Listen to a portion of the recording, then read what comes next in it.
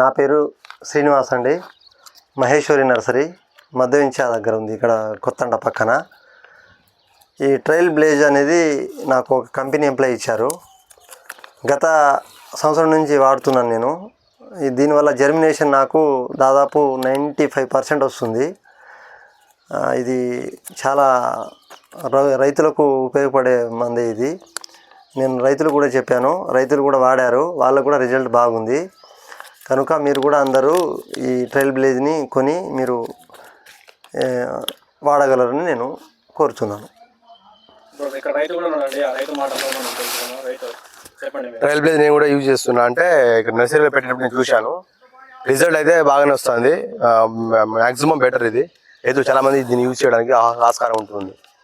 100%.